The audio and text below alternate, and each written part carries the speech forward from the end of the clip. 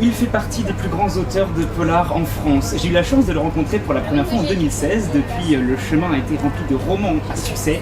Je vous parle d'Olivier Neurec, un ancien policier qui publie Dans les brumes de Kaplan chez Michel Lafon. Un très chouette roman. Olivier Neurec, bonjour. Bonjour. Merci beaucoup de répondre à mes questions. C'est un immense plaisir de vous retrouver pour cet nouvel ouvrage. Un roman policier, l'intrigue haletante. Et puis surtout le grand retour de votre personnage, le capitaine Coste. On l'a retrouvé dans votre trilogie, au tout début de votre aventure aussi d'auteur, le capitaine Coste. Qu'est-ce que ça fait de le retrouver, Olivier Neurec ? C'est intimidant parce qu'en fin de compte, c'est un personnage qui a grandi en même temps que moi.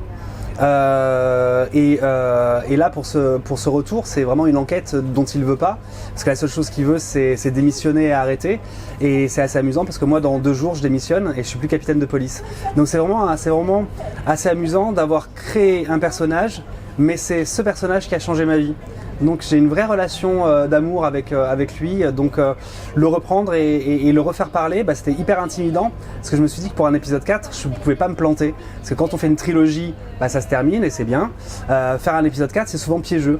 Donc voilà, il a vraiment fallu que je réfléchisse autant à sa personnalité, à son personnage, à son caractère qu'à l'enquête. Il est tout aussi important en fait que l'enquête policière en elle-même. On dit toujours qu'évidemment qu'une suite ça peut être dangereux, comme vous l'avez dit, l'épisode de trop, en roman peut-être un peu moins aussi qu'au cinéma, vos lecteurs l'attendaient beaucoup. L'attente a été longue, c'était long aussi pour vous de le retrouver ? Non, ça n'a pas été long parce que justement je voulais pas le faire cet épisode, parce que c'est hyper piégeux en fait. Quand on fait une trilogie, c'est comme si, et qu'on veut faire un épisode 4, c'est un peu comme si un matin tu te réveillais en te disant que tu allais mettre un 4e pied à ton tabouret. Ça n'est pas nécessaire. Et quand c'est pas nécessaire, c'est pas la peine de perdre du temps avec. Donc c'est pour ça que j'ai attendu 6 ans avant de le faire revenir. Il y avait vraiment une envie de se dire que s'il revenait, ce serait vraiment pour une bonne raison et que j'aurais pas le choix. Donc j'ai pas cherché de l'enquête pour le capitaine Coste, mais je me suis dit qu'un jour il y aurait une enquête et il serait assez fort, assez épais pour me taper sur l'épaule et pour me dire cette enquête je crois que je peux la faire. Alors pour ceux qui ne connaissent pas le capitaine Coste, on peut bien évidemment lire Dans les brumes de Kaplan sans aucune difficulté aussi toute son histoire, il n'y a pas de problème. Votre personnage se retrouve sur une île de l'Atlantique, loin de tout et pas forcément paradisiaque, mais les affaires reprennent vraiment quand il doit résoudre une enquête, une nouvelle enquête pour lui. Je vous laisse expliquer un petit peu rapidement l'intrigue. Ouais. Une fois que ça se déroule en France, on a après d'autres territoires. Alors en fait le capitaine Coste c'était un flic qui était dans le 93 en police judiciaire et qui avait plus envie d'être responsable de la sécurité de qui que ce soit, parce que dans le dernier épisode il va perdre un membre de son équipe. Alors je divulgage rien, dans une trilogie la moitié des personnages crèvent, donc c'est normal. Donc il perd un membre de son équipe, il va pas très bien et il a plus envie d'être responsable de qui que ce soit, en tout cas pas de gens qui pourraient compter pour lui. Donc il est dans ce nouveau service de police qui s'appelle le programme de protection des repentis. Et les repentis, c'est rien d'autre que des criminels qui ont retourné leur veste parce qu'ils commençaient à faire chaud pour eux et qu'ils allaient soit se faire déglinguer par leur propre organisation criminelle, soit se faire serrer par les flics. Donc voilà, c'est jamais des gens qui ont vu la lumière de l'honnêteté.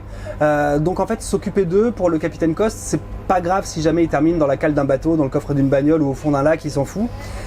Sauf que dans le programme de protection des témoins et des repentis, il y a aussi le mot témoin. Et au bout de 6 ans de loyaux services avec des salauds et des repentis, on va lui envoyer un témoin. Et cette fois-ci, c'est une vraie victime. Et le voilà obligé d'assurer la sécurité d'une victime, qui est la première victime d'une longue série de 10 enlèvements et de 10 assassinats. Et donc le capitaine Coste va devoir faire 2 choses, la protéger sur cette île, dans une résidence surveillée, protégée par des vitres pare balles, des alarmes, des détecteurs de mouvement, des caméras, mais aussi la faire revenir à l'endroit où elle a été kidnappée, où elle a été emprisonnée pendant 10 ans, et donc métaphoriquement de la faire retourner dans ce cachot pour qu'elle raconte tout ce qui s'est passé, parce que le monstre court toujours. Donc voilà, c'est une double mission pour le capitaine, la protéger et la faire parler, mais aussi redevenir responsable de quelqu'un qui va compter pour lui. Qu'est-ce qui vous a intéressé dans cette thématique justement de l'enlèvement, avec la protection des témoins sur une île où justement les brumes de Kaplan sont bien présentes? Qu'est-ce qui vous a motivé à partir sur ça? Alors ce qui est intéressant, c'est que moi ce que j'aime bien, c'est écrire sur des sujets sur lesquels on n'a pas encore trop écrit. J'ai vraiment besoin de me sentir, de sentir une sorte de moteur innovant. Donc là pour le coup, je vais vous présenter une île que personne n'est capable de placer correctement sur le globe, alors que c'est un territoire d'outre-mer français. Je vais vous parler d'un phénomène climatique qui sont les brumes de Kaplan, qui sont des brumes qui s'abattent sur cette île pendant 3 semaines et qui sont les plus denses du monde, ce qui fait que quand le capitaine Coste tend son fusil, il y a son canon qui disparaît. Quand on tend le bras, il y a la main qui disparaît. Donc c'est vraiment une enquête à l'aveugle. Donc une île que personne ne connaît, un phénomène climatique que personne ne connaît, et un service de police, la protection des témoins et des repentis, sur lequel personne n'a jamais écrit. Et je me suis dit que si j'avais 3 trucs totalement différents que personne ne connaissait, je pouvais me permettre une constante, quelque chose que les gens connaissaient déjà, et c'est pour ça que j'ai mis le Capitaine Coste au milieu. Donc le Capitaine Coste, c'est quelqu'un qu'on connaît déjà, mais il est dans un univers, sous un phénomène climatique et dans un service de police que personne ne connaît et sur lesquels on n'a jamais écrit. Voilà en gros le challenge et l'intérêt de ce roman. Alors, vous précisez dans le livre, presque au début, je cite, véridique, comme 95% du reste. Alors on se dit toujours, c'est pas possible, mais non, mais où il a trouvé ça? Non, je n'y crois pas. On a eu ça aussi dans votre ancien roman. Est-ce que vous jouez avec ça, vous jouez avec ce sentiment de c'est pas possible, ou justement c'est juste les conséquences? Non, c'est pas que je joue, c'est que je sais. En fait, moi j'ai été flic pendant 18 ans, je le suis encore pour quelques jours. Et donc je sais que l'imagination ne pourra jamais concourir avec ce qui a déjà été fait. On va faire un jeu, toi et moi. On va faire un jeu aussi avec les auditeurs. Vous allez prendre une feuille de papier et vous allez prendre un stylo. Et vous allez écrire le truc le plus déglingué, le truc le plus pervers, le truc le plus machiavélique, le plus diabolique qui vous passe par l'esprit. Puis après, vous allez taper ça sur Google et vous allez compter le nombre de personnes qui l'ont fait avant vous. C'est-à-dire qu'en fin de compte, on ne peut rien imaginer de pire que ce qui a déjà existé. Et c'est pour ça que je me sens le devoir à chaque fois dans mes bouquins de dire que 95% de ce que vous allez lire est vrai, parce qu'au bout d'un moment on se dit non mais bon là il va trop loin, c'est trop caricatural, c'est trop incroyable, c'est trop improbable, et malheureusement c'est si peu incroyable et si peu improbable que ça, que moi je l'ai déjà vécu dans ma vie de policier. Et puis vous l'utilisez aussi pour dénoncer des choses, et ça c'est une façon aussi de faire. Ouais, alors moi je m'ennuie très vite, et donc raconter une histoire de police où il y a un flic et un assassin et à la fin le flic arrête l'assassin, c'est un scénario qu'on connaît trop et puis on n'en a pas beaucoup d'autres de scénarios, donc j'ai vraiment besoin d'un sujet méta. Le sujet méta, ça va être le sujet qui va être plus intéressant, enfin plus important que l'enquête. Donc dans Entre deux mondes, c'est ok une enquête dans la jungle de Calais, mais ça va surtout parler aussi du mouvement migratoire et de la façon dont on a accueilli les réfugiés. Dans Impact, c'est la traque d'un terroriste écologiste qui kidnappe les patrons des plus grandes entreprises polluantes, mais c'est justement pour parler du changement climatique. Dans Surface, ma fliquette défigurée dès la première page, c'est pas pour raconter l'histoire d'un cold case à la campagne, mais c'est pour raconter la reconstruction d'une femme et comment il est tellement plus important et tellement plus intéressant de savoir qui on est à l'intérieur que notre superficialité. Donc voilà, j'ai toujours besoin d'un sujet qui est plus important que l'enquête, un sujet, ce que j'appelle un sujet méta. Et justement, dans Impact, vous mettez à la fin vos sources et vos références. Et là, on peut le voir, vous n'avez pas fait ce choix dans celui-ci, parce que c'était pas forcément nécessaire. C'est exactement ça, c'est pas nécessaire. En fin de compte, j'ai pas besoin de prouver que l'île de Saint-Pierre existe, j'ai pas besoin de prouver que les brumes de Kaplan existent, ni que le programme de protection des témoins et repentis existe. Par contre, pour une grande partie de la population mondiale, on a encore besoin de prouver que le réchauffement climatique, que la pollution, que le changement climatique, c'est un fait réel. C'est quelque chose qui est en train de nous tomber dessus, qui nous tombe déjà dessus.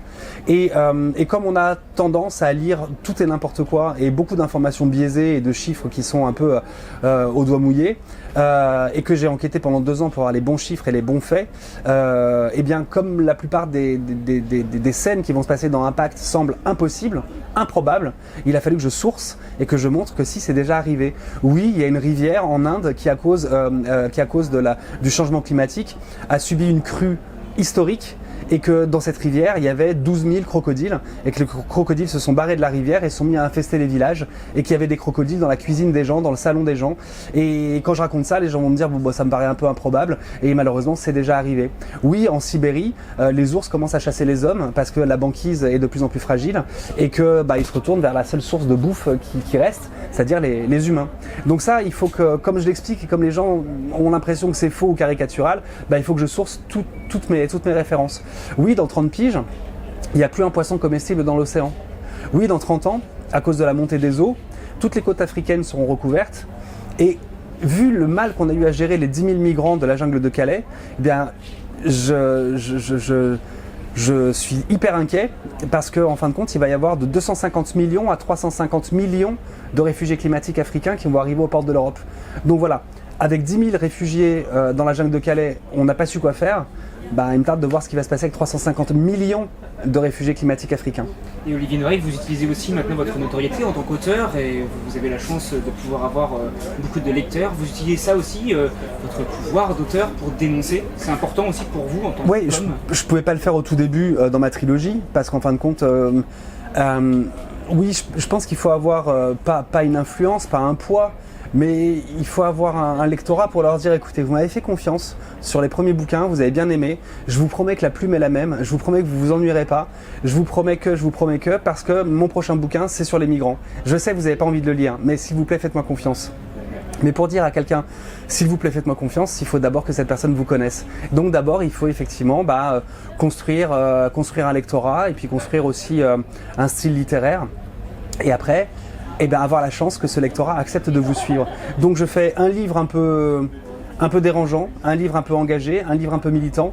Et puis après, je dis merci au lectorat qui a accepté de me suivre en donnant, cette fois-ci, une grosse aventure policière. Vous inquiétez pas, je sais encore le faire. Donc voilà, c'est un peu de travail, un peu de détente, un peu de travail, un peu de détente. C'est ce qu'on peut retrouver évidemment, Olivier Norek, dans votre nouveau roman. Il y a deux choses liées à la religion aussi. Vous citez Saint-Marin, et il y a surtout aussi une prière, page 340. Quelle place elle a celle-ci dans votre roman ? Elle est hyper importante, c'est la prière du légionnaire. Elle est assez fabuleuse. Pardon, c'est la prière du parachutiste, excusez-moi. C'est la prière du parachutiste, elle est assez fabuleuse. D'ailleurs, on va la prendre.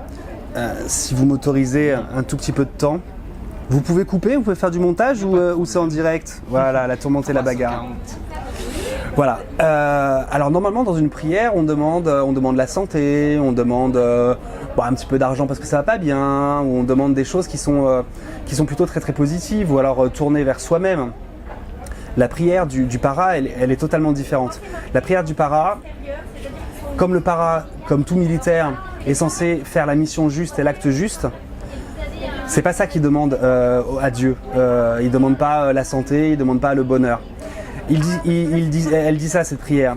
Je m'adresse à vous, mon Dieu, car vous donnez ce qu'on ne peut obtenir que de soi.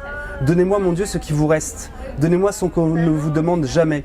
Je ne vous demande pas le repos, ni la tranquillité, ni celle de l'âme, ni celle du corps. Je ne vous demande pas la richesse, ni le succès, ni même la santé. Tout ça, mon Dieu, on vous le demande tellement que vous ne devez plus en avoir. Donnez-moi, mon Dieu, ce qui vous reste. Donnez-moi ce que l'on vous refuse. Je veux l'insécurité et l'inquiétude. Je veux la tourmente et la bagarre. Et que vous me les donniez, mon Dieu, définitivement. Que je sois sûr de les avoir toujours, car je n'aurai pas toujours le courage de vous les demander.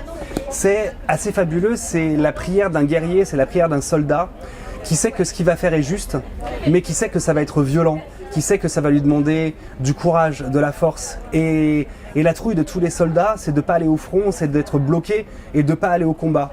Et c'est ce qu'il demande à Dieu. Donnez-moi la colère, donnez-moi la tourmente, donnez-moi la bagarre.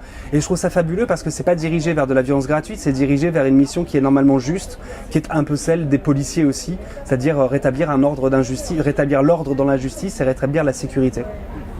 Olivier Norek, on continue de discuter de votre livre, Les Brumes de Kaplan, avec, il faut le dire, aussi un lieu très symbolique sur cette écriture, avec cette île perdue au milieu de rien. Mais vous l'avez écrit où, votre livre ? Au milieu de rien aussi, puisqu'à la fin, vous remerciez quand même pas mal de monde, et justement avec des lieux. Alors, vous étiez où ? C'était hyper important pour moi, comme c'est important pour tous mes romans, d'aller sur place. J'étais un flic de terrain, je suis un auteur de terrain. Donc j'ai vraiment besoin d'aller sentir, toucher, goûter les choses, les textures. Donc avant d'écrire un bouquin, je sais qu'il va falloir que j'aille rencontrer des gens, des hommes et des femmes. Il va falloir que j'aille rencontrer des catégories socio-professionnelles, celles que je vais aborder dans mon livre. Il va falloir que j'aille rencontrer les lieux qui se deviennent des personnages.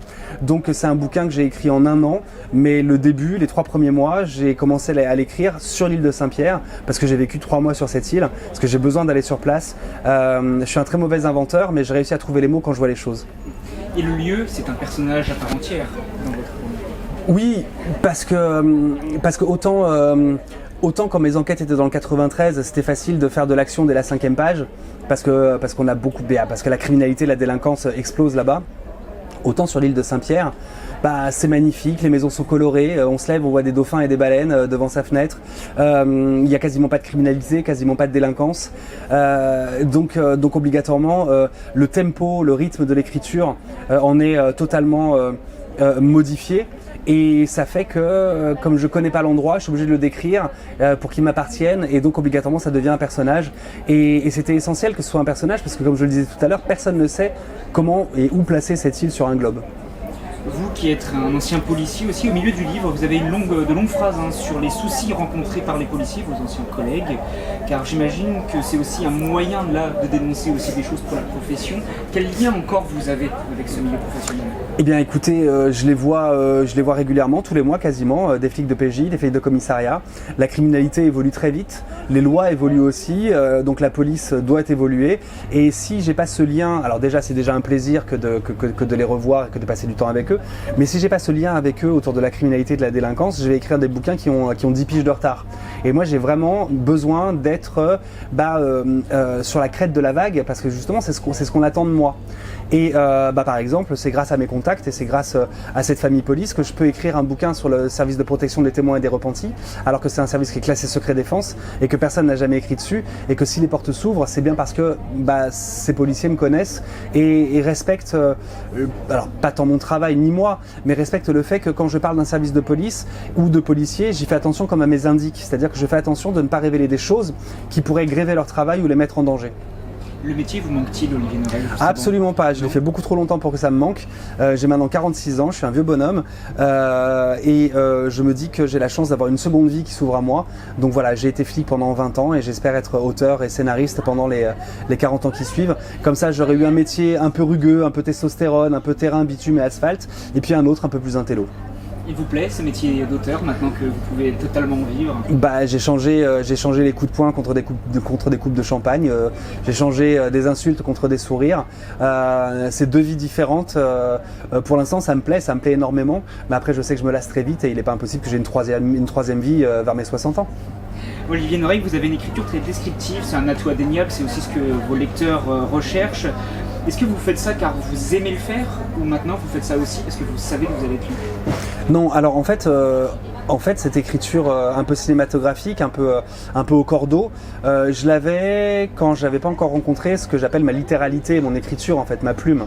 Et quand j'écris dans les brumes de Kaplan, je me retrouve sur une île sans criminalité, avec un flic qui a pas envie d'être flic, avec une vie qui est douce, qui prend son temps. Et puis c'est surtout qu'à un moment donné, les brumes de Kaplan vont s'abattre sur l'île et qu'on va rien y voir. Alors comment décrire ce qu'on ne voit pas? Comment trouver les mots pour l'indicible?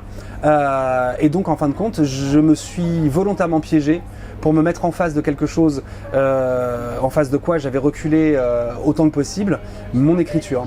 Et donc autant j'avais une écriture ciselée et très rude dans les premiers, autant sur ce dernier opus, j'ai l'impression que je prends plus le temps pour trouver ce dont je suis capable dans mon écriture. Et Olivier Norey, dans les remerciements, il y a cette petite phrase sur la suite de vos projets. Le prochain sera plus sanglant. On peut en savoir un peu plus? Oui, on peut en savoir un peu plus et un peu moins, parce qu'il est sous embargo à cause du sujet qui n'a pas encore été traité justement, jamais. Donc c'est dans une période, ça se passe pas maintenant, ça se passe il y a entre 50 et 70 ans. Ça se passe pas en France pour la première fois, ça se passe en Europe du Nord. Et comme ce sera un roman historique, oui, il va y avoir beaucoup, mon Dieu, facilement 100 à 300 fois plus de morts que dans mes romans normaux. Donc ça sera un univers nordique plutôt Ça sera un univers nordique et beaucoup plus dans une période de guerre, donc évidemment avec beaucoup plus de morts, oui, c'est sûr. Mais ce sera un roman historique, mais avec les codes du page-turner. Qu'est-ce qui vous amène vers ça, vers le roman historique? Mais parce que j'ai envie de raconter d'autres histoires et que les mots permettent une palette infinie, et que rester sur le polar, je trouverais ça dommage. Et puis parce que c'est surtout qu'en fait j'ai rencontré un personnage historique et j'ai très envie de raconter sa vie. Mais pour raconter sa vie, il faut que je raconte son pays, il faut que je raconte l'histoire à ce moment-là. Donc ça devient un roman historique. Mais je me dis aussi que c'est un nouveau challenge et que les challenges, moi, ça me fait vivre. Parce qu'Olivier Norey, quand on termine l'écriture, quand ça y est, on a fini, c'est totalement bouclé. Il y a plein de possibilités. Dans la tête, il y a toujours quelques thématiques, il y a toujours la vie qui ramène des choses. Ouais, bien sûr. C'est comme quand on est gamin. Quand on est gamin, on est en face d'1 million de scénarios avant de choisir ce que sera sa vie. Et sa vie, c'est un scénario parmi tous les millions de scénarios qui étaient possibles. C'est très frustrant. Pour les bouquins, c'est la même chose. Sauf que là, pour le coup, on joue l'inverse. C'est-à-dire que j'écris un bouquin, puis après, je change de vie.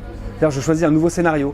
Et pendant 2 ans, ma vie va être le sujet de mon livre. Ce qui fait que tous les 2 ans, je change de vie. J'ai une vie à la campagne, j'ai une vie dans un camp de réfugiés, j'ai une vie sur l'écologie, j'ai une vie à Saint-Pierre-et-Miquelon pendant les brumes de Kaplan. Ma prochaine vie, elle sera en Europe du Nord. Et votre troisième vie à vous, vous avez dit quelques mots, est-ce que ce n'est pas la télévision aussi? Alors, vous avez collaboré pour ça? C'est ça, donc là je me dirige vers ça, effectivement, les scénarios pour la télé et le cinéma. Et donc pour l'instant ça me prend 6 mois tous les 2 ans, où j'écris des scénarios, je crée des séries, je crée des téléfilms, et puis voilà, je laisse voguer. Mais pour l'instant ce qui me plaît le plus et ce qui m'épanouit le plus, c'est vraiment la littérature. Vous allez continuer, vous faites des salons comme celui-ci, rencontrer les lecteurs, c'est aussi intéressant pour vous, année après année? Ouais, c'est hyper important. Moi j'avais une famille police et quand je me suis mis à écrire, je me suis retrouvé tout seul. Donc c'est vrai que retrouver la famille polar, retrouver les lectrices et les lecteurs, c'est hyper agréable. Et puis c'est surtout que mes bouquins, ils n'existent pas tant qu'ils ne sont pas ouverts. C'est de la physique quantique à 2 balles. Hein. C'est-à-dire que voilà, le chat de Schrödinger, il est dans le carton et il est dans la boîte et il est vivant et pas vivant en même temps. Donc là, moi, mes intrigues, elles n'existent pas tant que les livres n'ont pas été ouverts. Donc en fin de compte, mes livres commencent à vivre au moment où moi j'écris le mot fin.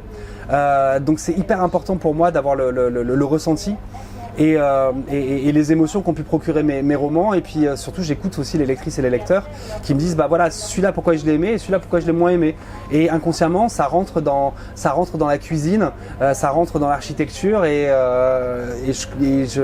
même si on le veut pas, on est quand même forcé d'écouter les retours et ça laisse une marque, et donc cette marque elle va influencer sur les livres d'après. On se donne rendez-vous en 2023, Olivier Norek? Avec plaisir, en octobre 2023, normalement ça devrait être mon prochain bouquin. Merci beaucoup. Merci à vous, avec plaisir. Olivier Norek, que vous pouvez retrouver toujours avec un plaisir dans Les Brumes de Kaplan, c'est chez Michel Lafon et c'est disponible dans vos librairies les plus proches.